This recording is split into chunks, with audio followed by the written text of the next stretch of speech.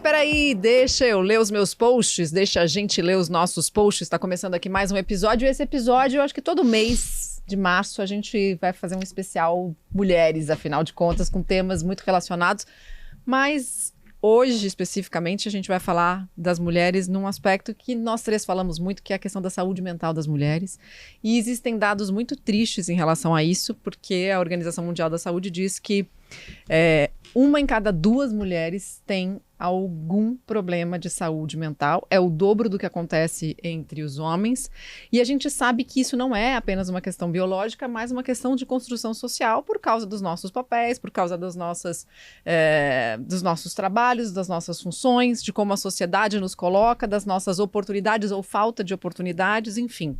Vamos discutir um pouquinho sobre isso e queria ouvir um pouco vocês sobre, primeiro, essas questões mais técnicas, né?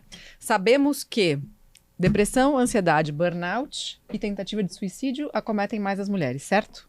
O que mais? Dos dados de incidência mesmo de doenças mentais, essas são as mais prevalentes em mulheres. Elas estão intimamente associadas à rotina e à sobrecarga de papéis. Então, um subdado, vamos dizer assim, um derivado desse dado é de que as profissões de cuidado, elas são predominantemente femininas. Então, enfermagem, profissionais da área de educação, a saúde como um todo, né? E de alguma forma, as profissões de cuidado exigem, saturam e nem sempre são reconhecidas, valorizadas, levam a um excesso de dedicação que faz com que a mulher passe a ser sempre a cuidadora e nunca tem quem cuide dela. Sem contar na posição de cuidado, naquela profissão de cuidado que é 24 horas por 7, não remunerado, dentro que de acontece, exato, dentro de casa o tempo inteiro, né? Com certeza. E interessante, né? Porque eu contei pra vocês aqui, né, nos bastidores, que eu participei de um evento recente com a Vera Iaconelli, psicanalista, e ela usou uma expressão sobre essa história do cuidado,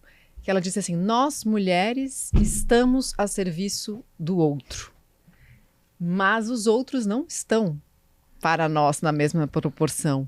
Então eu achei isso fantástico, porque essa é a verdade e talvez essa sensação de dar mais do que receber, não estou dizendo que isso acontece com todas, mas seja uma condição que ajuda, né? O adoecimento, não? Eu também compartilho dessa impressão. E é uma coisa que a gente observa nos estudos, o que a OMS traz. A maioria dos estudos populacionais, eles mostram que sim, a depressão, ansiedade, suicídio, burnout, eles ocorrem mais em mulheres. Mas o suicídio eu tenho a impressão que não, porque na verdade a tentativa sim, mas a concretização não. Homens concretizam mais, pelos últimos dados. Não tenho certeza. Você sabe desse dado, Cê? Eu estou confusa, eu acabei de ler, mas acho que é uma chance maior delas se exporem, delas pensarem. É tentativa de suicídio, eu tenho certeza. Ação suicida, mas os últimos dados que eu li, eu acho que ainda homens concretizam mais. Sim. A mulher, ela tem mais uma questão de automutilação do que o homem, mas a efetividade do ato em si, ela ainda é mais por homem. E a gente tem observado, né, depois da pandemia, uma crescente de piora dos transtornos mentais, só que até pela fase que a gente passou, né, que agora não, mas desde o ano passado a gente está voltando ali ao normal e tal, e aí pesquisas voltaram a acontecer nesse sentido. A gente ainda não tem muito número sobre o impacto de tudo isso que a gente viveu na prática, né, de que forma essa tragédia, essa avalanche que foi a Covid impactou na nossa vida, na nossa saúde mental. Então, o que temos, a gente tem ali observações de grupos de 500, 1.000 pessoas e tal, onde se relata, não são coisas muito grandes, mas se observa maior uso de álcool em mulheres que começaram a beber na pandemia, né? Até para acalmar um pouco aquela ansiedade que surgiu por várias questões, medo da doença, questões de ansiedade, para de repente não comer tudo aquilo que ela comia estando em casa, então ela resolveu começar a beber para não comer, para acalmar um pouco a compulsão, enfim. Antes só de você continuar, só é importante dizer, para acalmar, é uma tentativa de acalmar, mas depois o álcool traz mais ansiedade. Total. Né? O álcool também engorda, enfim, tem uma série de consequências, então só só para pontuar. Aumenta a É depressão. a sensação de que você está compensando ou recompensando, mas é um ciclo que se mantém, né? É um Super prazer vicioso, imediato que libera ali, né? Os neurotransmissores ligados ao prazer. É como um jogo, uma barra de chocolate, né? Super prejudicial ao álcool, mas que também engorda, que também, como as pessoas que fazem cirurgia bariátrica e começam a beber, que a gente sabe que acontece muito. E então, na hora ali da pandemia, a gente tinha, né, as pessoas com mais ansiedade, ou comiam ou bebiam, e infelizmente muitas mulheres desenvolveram o alcoolismo e desenvolveram também compulsões alimentares. Assim como reativaram transtornos mentais que estavam guardadinhos ou que estavam até que controlados, né? E é interessante isso que você está trazendo, porque nessa, digamos assim, entre aspas, divisão de gênero da saúde mental, a compulsão alimentar ou os transtornos alimentares em geral, eles são mais frequentes nas mulheres. Mas a questão do álcool, até agora, era algo muito mais frequente entre os homens. Como o jogo é mais frequente entre os homens, e também outros comportamentos arriscados, digamos assim, como se envolver em brigas, como ter acessos de raiva, como dirigir alcoolizado. Então isso ainda estava mais, digamos assim, no campo masculino. Né? Eu tenho uma grande amiga que é uma das maiores pesquisadoras do país a respeito disso, a doutora Camila Magalhães, a Cíntia conhece, que ela é do núcleo epidemiológico da USP, ela trabalha com o professor Arthur Guerra, e eles, e a Camila já falou muito, né? Vamos trazer a Camila. Maravilhosa. Nossa, a Camila tem uns dados incríveis sobre saúde mental de uma forma geral.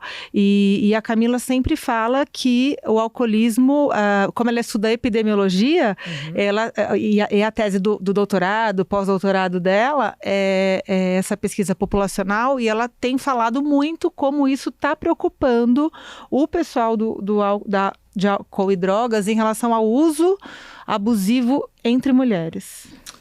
Sabe o que eu fico pensando? Que isso também pode ser um fator que está um pouco mais... na verdade, um fator não.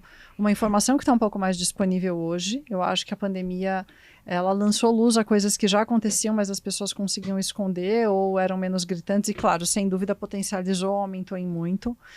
Mas eu sinto que tem coisas que nos colocam na predisposição para hoje ter comportamentos de risco ou compensatórios, sei lá, recompensa mais imediata, que o próprio ser mulher, né, na nossa cultura já é um fator predisponente, porque a gente sofre várias violências.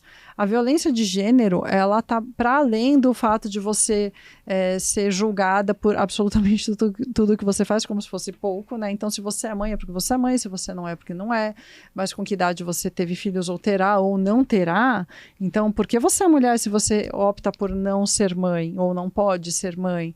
E aí tem outros fatores ainda, né, de qual é a roupa que você veste, como assim você vai se dedicar a uma carreira, e tem a questão da violência em si, psicológica, emocional, o risco da segurança pública, ligada ao corpo da mulher e uma série de outras coisas que são predisponentes para uma ansiedade, um clima de insegurança e de vulnerabilidade que precisa ser mais estudado, na minha opinião. A gente sabe pouco ainda sobre o impacto do social e dessa construção cultural sobre a saúde que a gente vive, né? Eu acho que a gente sabe cada vez mais, mas eu concordo com você.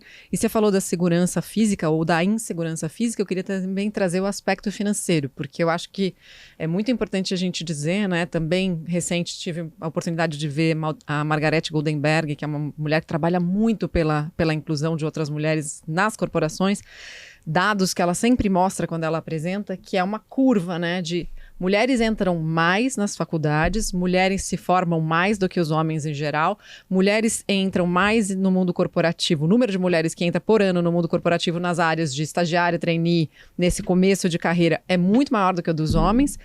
E aí, quando a gente passa, é a chamada ela fala da escada que falta um degrau, porque quando a gente vai para o nível de gerência, gerência ainda também, mais mulheres, mas aí diretoria e aquele nível de liderança, isso se inverte, né, na mesma proporção. Então, os homens em número, entram menos no mercado de trabalho, se formam menos, entram menos no mercado de trabalho, só que daí, na hora que chega ali nos cargos de alta liderança, eles invertem a curva. E isso está direcionado, tá totalmente relacionado com a questão financeira de remuneração, né? Mulheres, também a gente sabe, em posições semelhantes, ganhando salários absolutamente diferentes, muito menores do que os homens, mas ainda assim também mulheres que ainda não estão num número tão significativo nas posições de liderança e alta liderança nas corporações. Então, o fato de algumas mulheres... Outro dia eu estava mentorando uma moça e ela relatou para mim, assim, eu me sinto culpada porque eu casei com um cara que tinha muito dinheiro e esperei, já sabia que meu relacionamento estava indo por água abaixo, mas eu esperei que eu me formasse e que eu pudesse construir minha profissão e ter a minha independência financeira para me separar. E ela estava com culpa e com vergonha de sentir isso. Mas havia sido um acordo entre eles que ela não ia trabalhar enquanto eles estivessem juntos e que ela abria mão daquilo que ela fazia antes do casamento para poder estar junto. Então, não é que ela tinha tomado aquela decisão sozinha, era um acordo. Daí, em um momento, ela falou, não, preciso rever esse acordo, porque o negócio está indo por água abaixo. Refez o acordo e ele continuava pagando as contas, mas ela se sentiu muito mal de usar o dinheiro dele para se formar. Mas aí me pergunto, que outra opção essa mulher tinha, né? Nesse lugar em que algo foi construído entre ambos, não só pela mulher, né? E aí a gente pode discutir que talvez ela tivesse algumas outras opções, mas esse lugar da mulher que fica presa em relacionamentos porque não conseguiu construir independência financeira, ele não é um lugar de você como você, a pessoa que você é. Ele é um lugar social, ele é um lugar nosso, construído socialmente. Total. Quase imposto, eu diria. Eu me lembro que eu tinha, sei lá, 18, 19, 20 anos e assim, casar tarde já significava depois dos 24, 25 anos, você já estava casando tarde, entre aspas, naquele micronúcleo ali que eu participava. Eu lembro disso. E eu tô falando de coisas, sei lá, de 20 anos atrás. A gente não tá falando de, sei lá, 50, 100 anos atrás. Sim. E eu acho que tem a questão da construção da identidade nesse lugar também, da autonomia financeira, né? Então, quem eu sou quando eu produzo, quando eu... Não é só levar dinheiro para casa e poder escolher onde gastar o seu dinheiro. É quem você é fora daquela identidade do lar. Que também, veja, ela é legítima, ela é genuína, né? É uma opção também que deve, obviamente, ser respeitada, mas que também é colocada sob julgamento. Quer dizer, quantas vezes a gente se vê julgando um homem porque ele resolveu fazer um sabático? Não, o que a gente faz? Uau, isso mesmo, ele precisa parar, porque afinal o homem trabalhou tanto, ele tem esse direito. Fala que a mulher vai fazer um sabático. Ah, que legal, corajosa ela, não? Não tem filhos, né?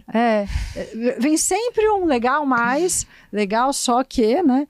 Então eu acho que nós mulheres, como mulheres, muitas vezes temos dificuldade de sair desse lugar, um pouco até biológico e social, sem dúvida, mas da competição e de estender a mão para outra mulher que está sendo julgada e que está sofrendo esse estresse, que tem a sua saúde mental, impactada. Claro.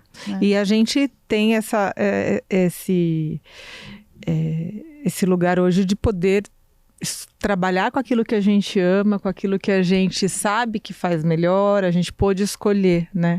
E quantas mulheres que infelizmente vivem nesse mundo, não só no país, que não tiveram escolha, que gostariam de fazer outras coisas profissionais, ou, né, e estar morando em outros lugares e outras condições, mas que a vida não permitiu, muito pela questão social, né? De sobrevivência, né? De sobrevivência. Nem tempo de se perguntar nada, porque estava gastando toda a energia que tinha para sobreviver, né? De sobrevivência. E aí o que a Cíntia trouxe, né? Ela falou do sabático. É isso, assim, né? Por exemplo, nós vamos fazer uma viagem, né, de mulheres agora em abril para Chapada, o grupo lá da Soumi. E aí, a maioria do grupo é de mulheres, enfim. E aí, nossa, mas não só as mulheres, mas o Ricardo, tudo bem, assim, tranquilo? Sim, tranquilo. Porque se ele for viajar para pescar, ninguém vai perguntar se tudo bem, tranquilo. Para ele. Né? Nossa, mas você sai para... Eu ouço isso, é engraçado, né? E eu faço isso com uma certa frequência, por exemplo, de sair para jantar ou estar com as minhas amigas. Uhum. ele não liga, o Ri não liga, mas é uma coisa assim, total, sabe, en passant, assim, uma coisinha no meio da conversa. Ele é legal. Nossa, ele é bacana, seu marido. Ele não liga, né, que você faz isso. Não, ele não liga, mas ninguém pergunta se quando ele sai com os amigos dele, eu ligo, né? E é doido isso, Essa né? coisa da gente parecer ainda pertencer a alguém, né? Assim, ao cônjuge, de alguma forma. Porque tem essa coisa, eu acho que é bem sexista mesmo. A gente parecer que... Posse. É, Esse senso de posse. Mas não sei nem se nesse caso é alguém ou alguém e mais a função. sim, A sim, função, acho que é a mais a função, função. né? Não é a Isso. função, tipo, de você vai esposa, abandonar a sua função casa. de dona de casa, Isso. Você vai abandonar a sua casa por uma semana que você vai pra Chapada? E seus Mas filhos? e como é que vai ficar? Mas como é que vai ser? Ué, vai ficar, vai ser. Tranquilo, vai ser. O Ricardo vai dar conta do que ele tiver que dar. Eu vou deixar a coisa, claro, minimamente organizada. Tem uma moça que me ajuda. Obviamente que não é todo mundo que vai ter esse privilégio de poder fazer isso. Eu entendo, super entendo. Mas aí você tá falando da sua história. Cada um tem uma, essa é a sua. Exato, mas eu gostaria que o fato de ser uma mulher fazendo isso não estivesse em pauta, entende? Que fosse só o fato de uma pessoa dessa relação estar saindo.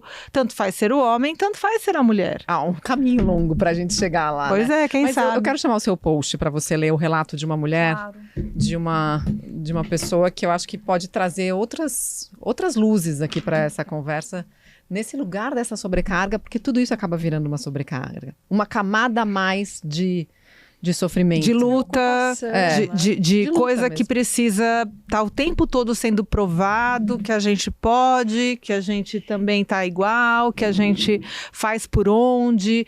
Mas nossa, eu já ouvi isso. Nossa, mas você é médica? Nossa, mas você é tão bonita, você devia ser modelo. Juro pra você, isso é uma coisa que me irrita profundamente.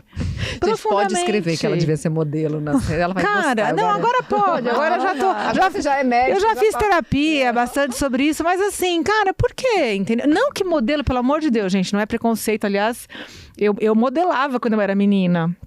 Eu fazia umas coisinhas de TV, de teatro e tal, eu curtia muito. Mas, cara, por que alguém que teoricamente está nos padrões, tem uma beleza e tal, por que essa pessoa não pode ser médica? Entende? Porque a mulher não pode ser. Por que a mulher não pode ser médica? Tem aquela piada maravilhosa, que não é uma piada, mas enfim, aquela historinha maravilhosa, que funciona só em inglês, mas você já deve ter ouvido que o pai estava com o filho dentro do carro, e aí o filho sofre um acidente e chega ao hospital. E aí as pessoas dizem, o médico que está de plantão lá, fala assim, eu não posso atender porque é meu filho. Qual é o segredo da história? Nunca tinha ouvido. Nunca tinha ouvido? Não. Essa é uma história que eu ouvi de uma americana que estudava em Harvard. E, na verdade, o segredo da história era a mãe que estava no hospital. Só que quando você conta, fala, como assim? Mas o pai não estava com ele no carro? Como é que o médico estava lá de plantão? Era o neurocirurgião que ia operar? Quem era? A neurocirurgia. A neurocirurgia. Era a mãe. Funciona melhor em inglês. Eu não vou contar em inglês, mas... Então, assim, fabuloso. Isso. O nosso viés é tão absurdo que muitas pessoas escutam essa história e não conseguem imaginar que quem estava de plantão era a mãe, e a mãe era neurocirurgiã, porque não está no imaginário, no inconsciente coletivo, de que a médica, essa posição pode ser ocupada por uma mulher. Exato. Vai, leia. De controladora a observadora. A identidade dessa pessoa que fez o relato se mantém em sigilo e a sua história fica como inspiração para quem precisa colocar mais calma nos seus processos. Abre aspas. Eu demorei a me perceber controladora. Havia sempre formas mais aceitáveis de enxergar meus comportamentos. Até porque eu sabia que minha intenção era sempre boa. Na família, cuidar de todos, garantir sua segurança, proteger. No trabalho, ser extremamente responsável, trabalhar por 3, impedir todos os riscos. Pensar sempre em tudo, antecipar todos os problemas. Prestar atenção, viver cansada, esgotada.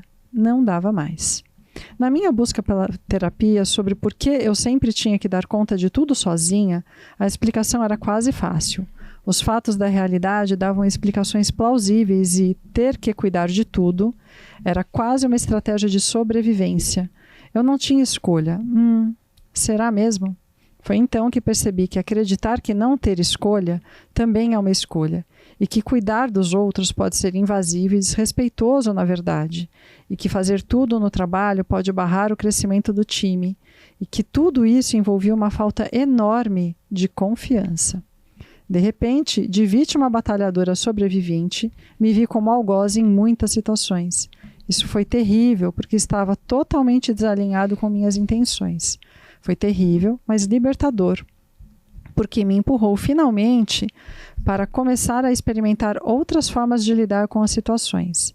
Em um esforço consciente de experimentação, comecei a não interferir aqui nem ali. Coisa difícil para uma mulher. Somos convidadas e convocadas a resolver tudo a todo momento. É automático. A segurar um pouquinho mais a ansiedade antes de falar, a esperar, a não segurar minha própria tristeza e deixar ver o que vinha. Comecei me observando mais antes de me julgar ou de agir. Foi muito desconfortável, até desagradável, mas também transformador.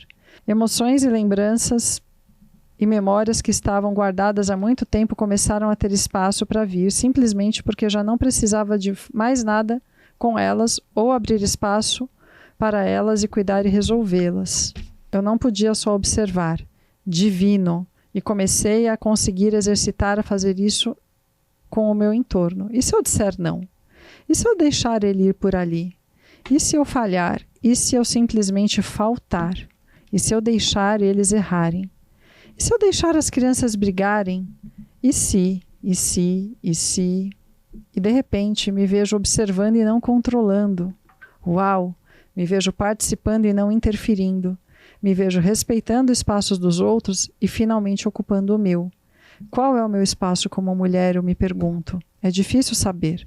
Sempre ocupei o que me deram.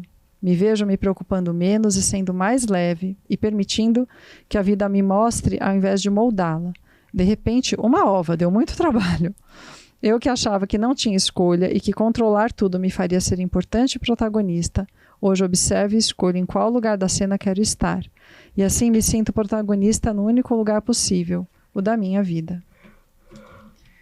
Eu acho esse relato incrível, porque para mim ele traz várias questões que são muito femininas, né? Então, quando ela fala cuidar de todos, garantir a segurança e proteger, que normalmente esse é um lugar mais atrelado ao homem, né? Garantir, mas ela assumiu, e muitas de nós assumimos também esse garantir a segurança e proteger. Trabalhar por 3. Fazer tudo por todo mundo no trabalho, né? Viver cansada, esgotada, dar conta de tudo para sobreviver. Somos convidadas a resolver tudo a todo momento. Prato perfeito para o burnout, né? Perfeito, prato cheio, né? É a pessoa que é a Mulher Maravilha, né? Ela teve um burnout.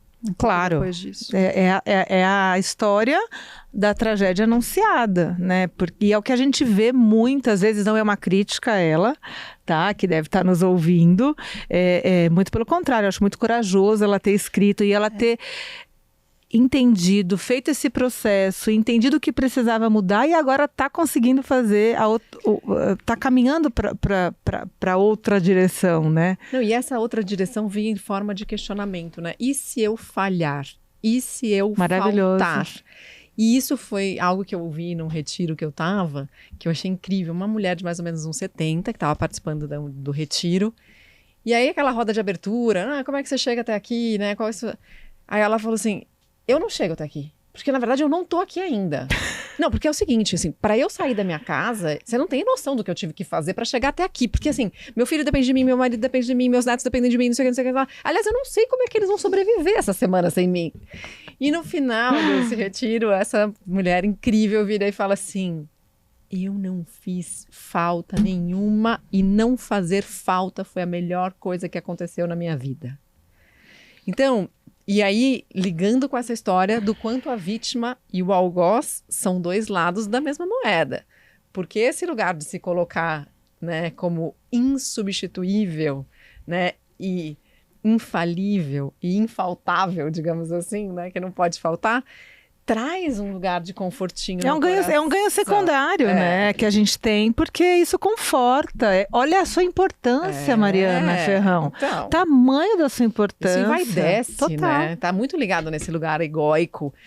Só que ao mesmo tempo, você quer manter um lugar que envaidece e que engrandece o seu ego, mas que destrói a sua essência? E essa é a pergunta, né? E ao mesmo tempo te machuca? E te pode colocar num adoecimento como um burnout? Ou você quer abrir mão disso e poder realmente faltar para atender a si mesma? Eu acho que essa é a pergunta que a gente tem que se fazer.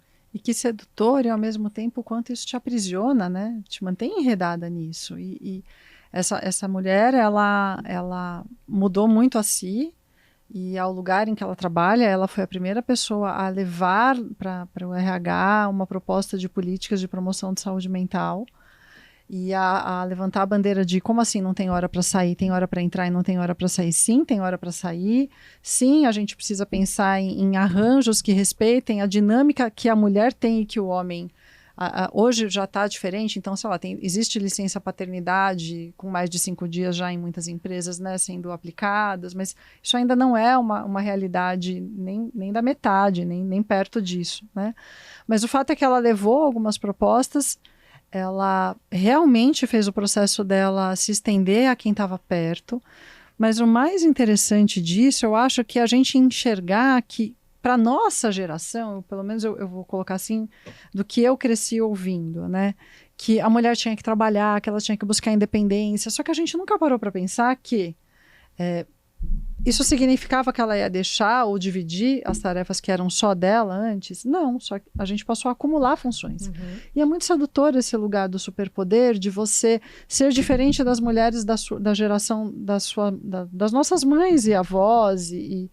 Então a gente veio mudando a história delas, sem dúvida, né? E aí tem ônus e bônus disso, mas qual é a sua identidade? Qual é a função do que você está fazendo e vivendo, desse lugar criativo, que eu acho que como mulher a gente tem esse poder assim de olhar e falar, pera, o que eu quero criar, o que eu quero viver, e eu estou me desconectando do feminino porque tem, né, esse estigma de que para ocupar posições de liderança, para ser chefe, eu preciso ser mais masculina, ou eu preciso renegar as minhas emoções, quer dizer, tudo aquilo que a gente tem introjetado, né, dentro da nossa cultura, que faz parte muitas vezes das nossas dinâmicas e que a gente tem que fingir que não é com a gente, que a gente tem que renegar, porque afinal, como uma mulher ou uma chefe, tem burnout. Uhum. Posso ler um texto Claro. Que não é meu, um post que não é meu, mas é da Daniela Leal, que é a companheira do Alexandre Coimbra, falando sobre a mulher, que eu acho lindo, muito sobre essa desconexão com o nosso feminino, né? E essa reflexão aqui.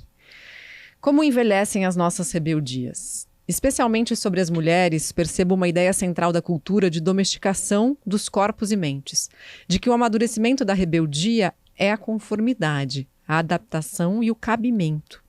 Que tudo que é disruptivo eventualmente se cansa, se dobra, se encaixa e se acalma. O curso de uma expectativa estereotípica. Conectada às ousadias biográficas das mais corajosas dentre nós, respiro no alívio de que existam caminhos e escolhas que aprofundam as formas não convencionais de se habitar a vida. Do corpo ao palco social e do público às profundezas de si. Do mais simples ao mais complexo, do questionamento daquilo que aperta ideias e comportamentos do lado de fora, à desconstrução de muros que nos contêm por dentro.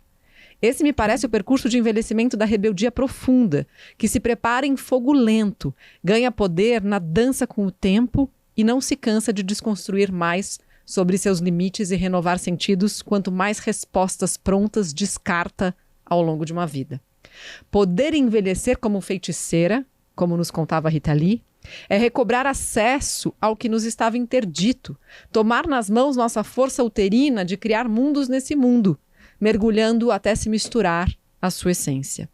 Eu me nutro dessas trajetórias autorais que se ofereceram como patrimônio para sobreviver às fogueiras que ainda minam nossas potências e às amarras que ainda temos que romper.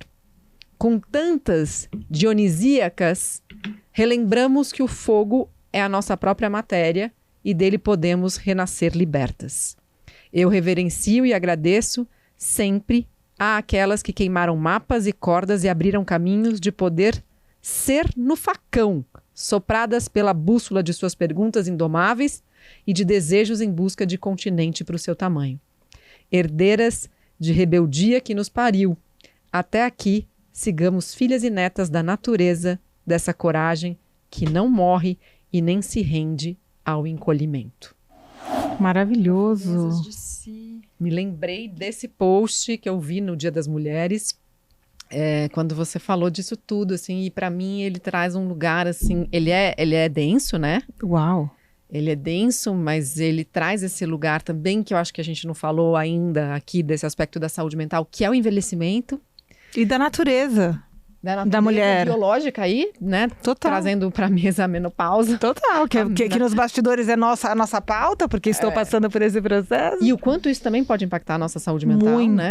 Do ponto de vista, aí sim, físico-químico, né? Biológico. E da imagem, né? Que se projeta, que a gente tem que ter, né? Então, desde a branquitude dos cabelos, né? Então, as cabeças grisalhas, até que tipo de experiência é permitido que as mulheres tenham depois dos 50. Outro dia eu estava entrevistando a Ingrid Guimarães num evento, né? E ela virou produtora de conteúdo e ela estava contando, né? De grandes streamings, né?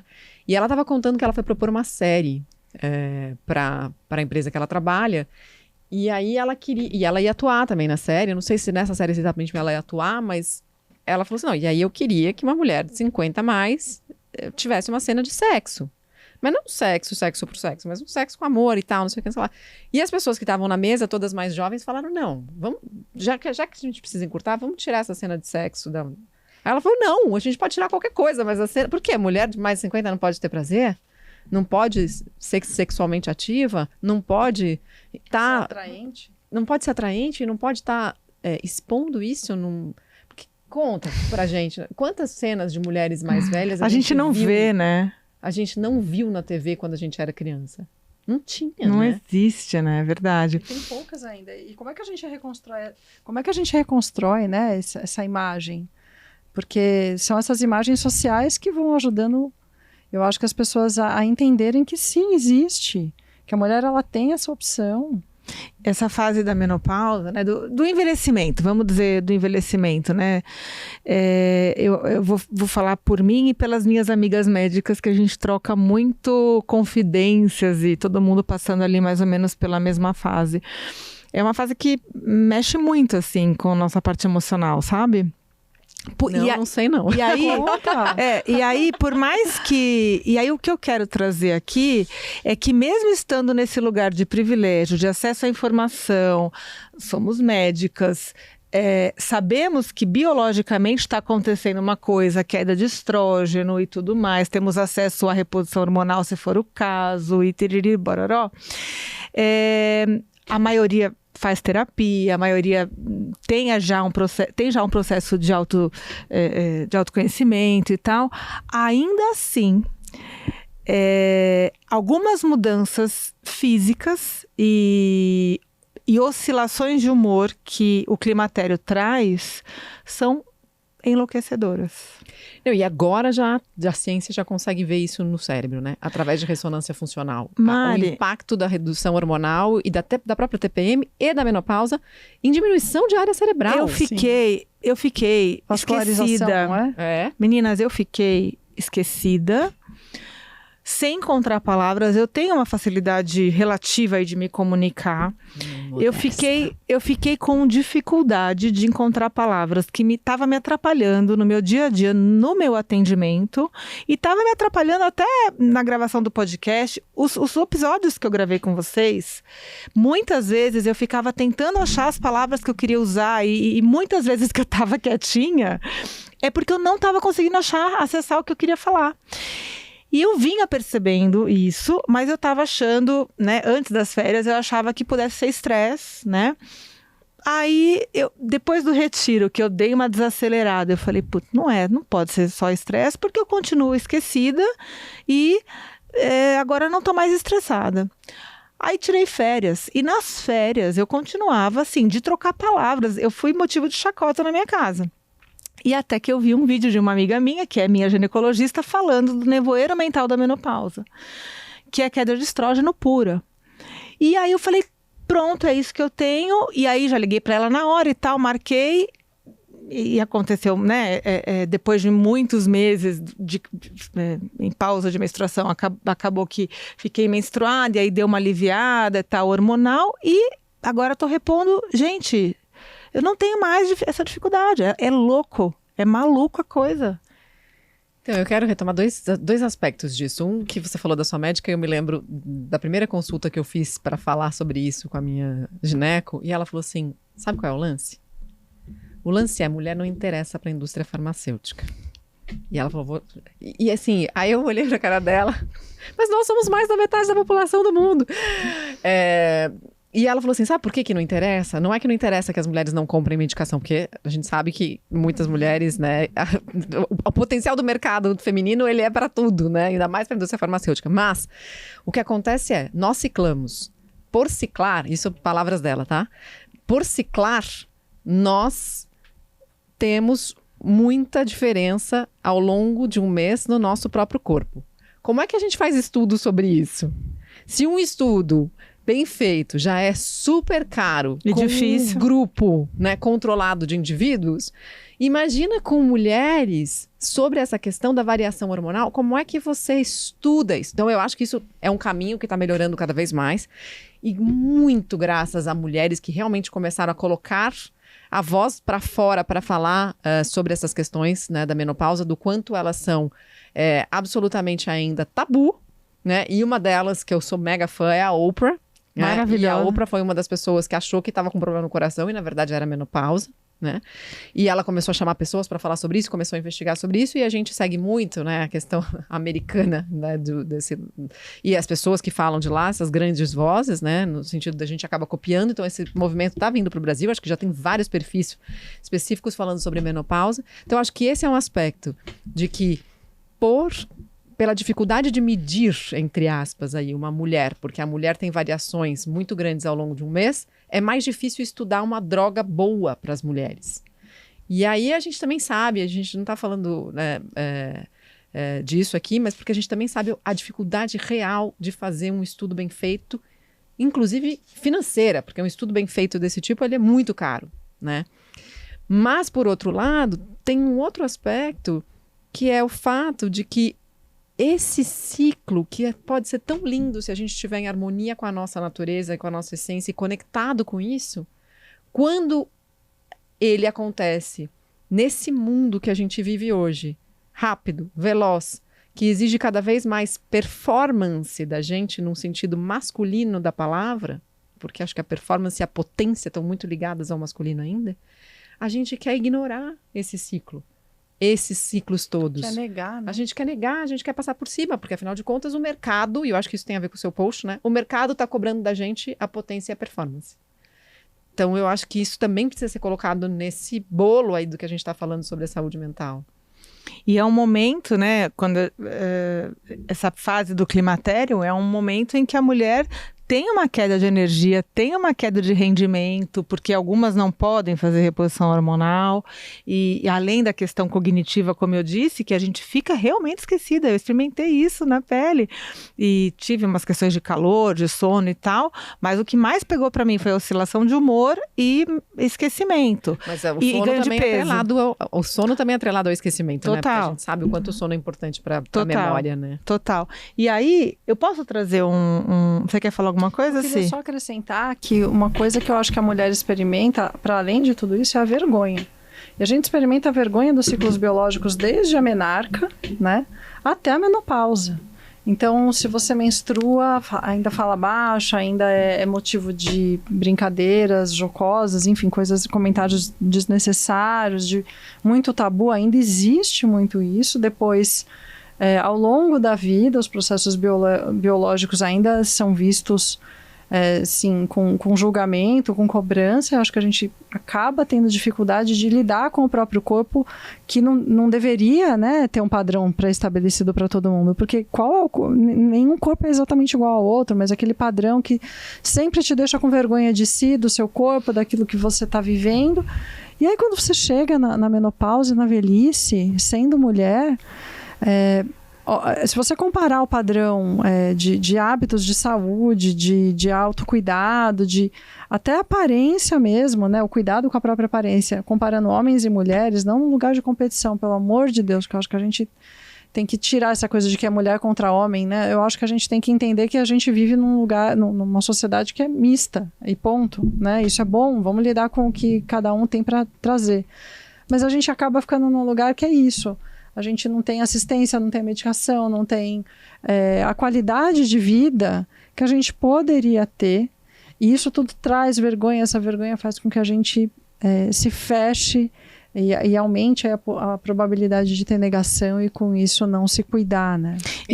Desculpa, Mari. Não, eu só acho que a gente tem que voltar no tema da vergonha depois. Não nesse episódio, gosto muito mas eu acho que ele é um tema tema. bem importante pra gente voltar. Sim. Eu gosto muito desse tema, sim, porque a coisa da menopausa, de falar disso, é um baita de um tabu, né? E eu ia falar alguma coisa que agora eu me perdi. Vamos colocar o post, então? É pra provar o seu ponto, né? Pronto. É pra comprovar que eu tô em recuperação, mas ainda não totalmente. Então o post é assim, né? À beira do burnout, que é o que eu postei no Dia da Mulher. À beira do burnout, mulheres se sentem mais sobrecarregadas com excesso de trabalho, né?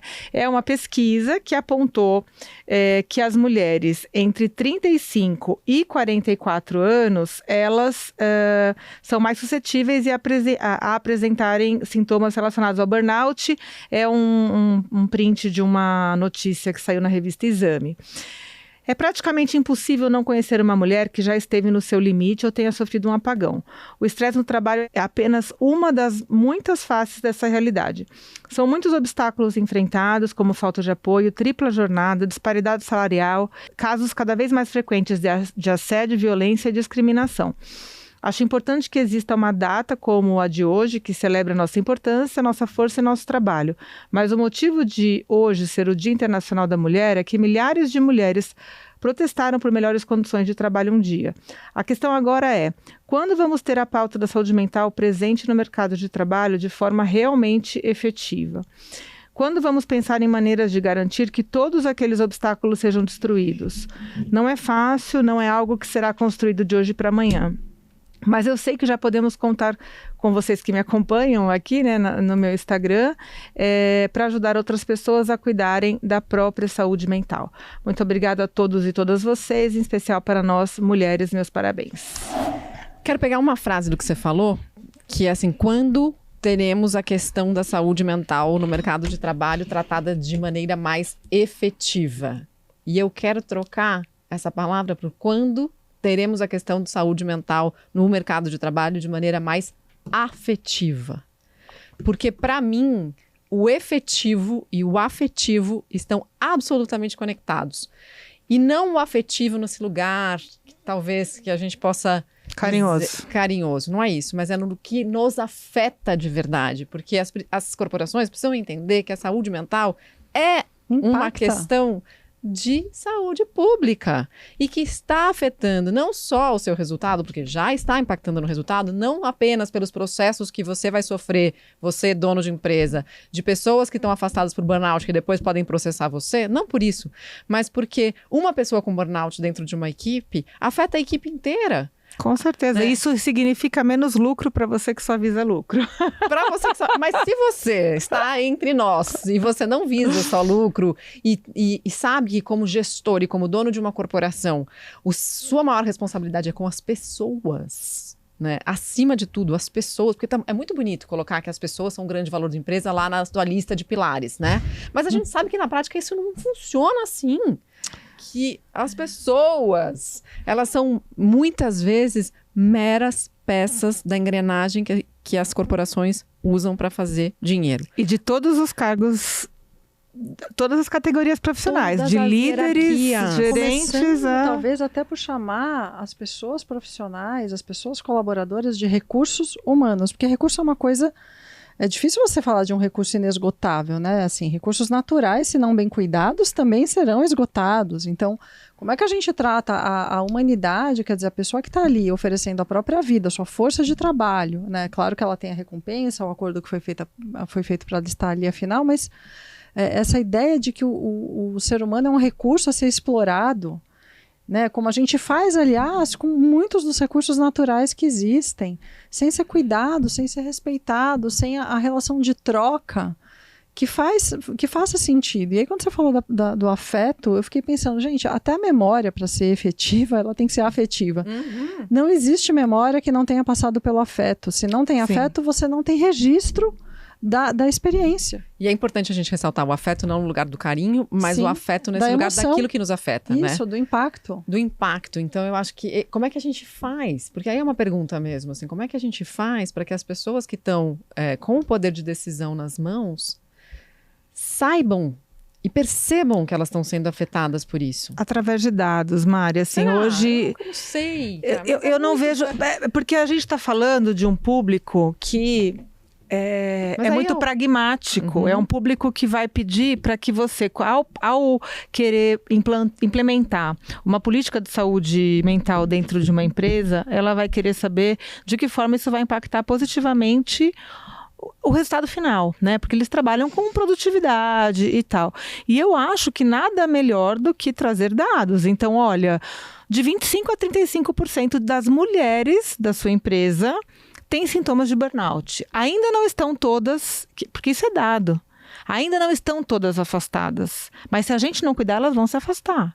Quanto isso vai impactar para você, que vai ter que treinar novos colaboradores, contratar, que vai ter que demitir, treinar, afastar. Contratar, substituir e processo trabalhista que está hoje em dia chovendo processo trabalhista de burnout, porque foi considerado um acidente de trabalho pelo Ministério da Saúde, ou seja... Então, assim, vamos falar, infelizmente, no corporativo, falando de números de causas e também, né, Ana? bolso. Porque assim, quando você afasta a pessoa e acha que você afastou o problema, você está dizendo que aquela pessoa é despreparada, que aquela pessoa não tem capacidade, que aquela pessoa está doente e que ela está adoecendo o ambiente.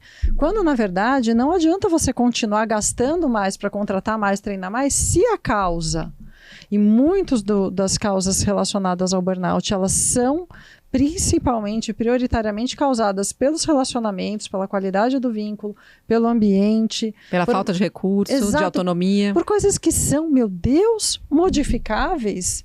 Nem sempre a gente vai encontrar problemas que a gente tem, de fato, uma grande influência sobre as causas, né, daquele problema. Nesse caso, a gente tem. Sim. E a gente não acessa, não adianta demitir, não adianta afastar e contratar. Se a causa for a estrutura, a falta de estratégia, a maneira como é entendido o cuidado, aquilo vai se perpetuar como cultura. E a gente tem cada vez mais, né, Se eu tenho estudado muito esse tema, a gente tem cada vez mais o assédio organizacional, né? Então a gente já sabe quais são as instituições ou os ramos onde o risco é maior. O risco é maior, então tem determinadas empresas, que eu não vou citar, que o paciente chega e fala que eu trabalho nessa empresa, essa multinacional gigante. Fala, acendeu seu sinal aí eu já, laranja, né? já. Eu quase que acendo um cigarro aqui e falo, lá vem. Porque ela não pronto. fuma, tá, gente? Não tô fumando, já fumei um dia lá atrás, mas agora não fumo. Então, assim, sabe, quase que você fala, pronto, já sabia, né? É complexo. Então, assim, são estruturas que precisam ser modificadas e a gente precisa realmente debater muito a respeito de todas essas causas aí do esgotamento. E eu só queria reforçar, antes da gente acabar, porque nossa produtora já está aqui olhando pra gente com olhos de Tandera. Lembra dos olhos de Tandera? Não é da sua época, né, Tawane? É da época da Mauri. Entregou a idade, a Mauri. Mauri... Gostei, olhos de Tandera, vermelhinho assim, ele saía... visão além do alcance. Só para reforçar, tá, pessoal, que a gente tem uma questão aí de terminologia, que é importante a gente falar que burnout a gente reserva para o esgotamento mental relacionado ao trabalho, né? O burnout se tornou uma doença ocupacional, então para que a gente não... use de maneira inapropriada, para que o tema não seja... Tem até um nome agora que está me fugindo. Olha de novo a menopausa aqui. Mas a gente precisa usar, por exemplo, no caso de o esgotamento materno, a gente não fala em burnout materno ou em burnout parental. A gente fala em esgotamento materno, exaustão parental, exaustão do estudante que está prestando um vestibular e tudo mais, tá? Então é só para a gente deixar claro. Eu acho que só para a gente poder fechar, porque é uma conversa densa essa, né? É uma conversa triste por muitos aspectos, porque a gente, de verdade, assim, eu sinto que a gente já evoluiu muito até pela coragem de vir e dizer coisas que estão incomodando e abrir, né? A menopausa, a depressão, a ansiedade, o burnout, a vulnerabilidade. Mas há estruturas realmente que precisam ser modificadas, mas muito naquele lugar também do que eu acredito que é a autorresponsabilidade, é também puxar um pouco para você o que está dentro de você, né, e que você consegue de verdade fazer. Porque às vezes também só olhar para a estrutura e para a organização e colocar a culpa fora, a gente volta lá naquele texto entre o vilão e a vítima, que são duas faces muito parecidas da mesma moeda. Então, sim, estou esgotada. Primeiro, reconhece que está esgotada. Depois, meu chefe me manda e-mail às 11 horas da noite. Tá, mas você busca responde? ajuda, né? Você responde? Se você responde, está errado. Mas se eu não respondo, eu vou ser demitida. Será? Testa. Né? E eu acho que tem todos os argumentos plausíveis do mundo e do universo, desse e de todos os outros que podem existir, para você não responder um e-mail ou um WhatsApp às 11 horas da noite. Né? A não ser que seja algo, né, muito fora da curva. Então, há pequenos gestos de autocuidado que passam pelo autoconhecimento, você precisa saber quais são os seus limites para conseguir colocar isso do lado de fora também. Então, só para não deixar tudo para fora. Colocar esses né? limites, Eu fico com vontade de fazer 2 convites, né? Um para as pessoas acompanharem o outro podcast que a Mari tem com o Rodrigo, que é o Porque Você Faz o que Você Faz. Verdade. Conversas sinceras me interessam, se interessa a vocês. Vão lá conferir esses papos. Você sabe que ele recomendou o nosso Ai, lá mesmo? também. Uau! É o marketing cruzado. Marketing cruzado, é. Não foi nem combinado, é verdade. Porque eu tenho escutado e eu tenho percebido esse lugar, assim, de dar para as pessoas novas opções, repertórios, e eu acho que falta um pouco, sabe, dessa oxigenação, porque a pessoa que está ali no ambiente, viciada, ela tem dificuldade, às vezes, de saber, até pensar sobre isso. Ela nem se permite se questionar, porque não tem esperança de mudança, só se adequa, e é válido, é um recurso, mas começar por talvez escutar o que outras pessoas falam e fazem ou contam que poderia ser feito é um caminho. A segunda provocação e convite é para vocês ouvirem uma música da Mariana Nolasco que se chama Para Todas as Mulheres. Se a gente puder colocar aqui para encerrar, claro, 15 se vocês segundos tiverem, pra gente não ter que pagar o ECAD. E a gente se vê então. Semana que vem. Eba, até já. Até. Nossa voz, mas se esqueceram de que não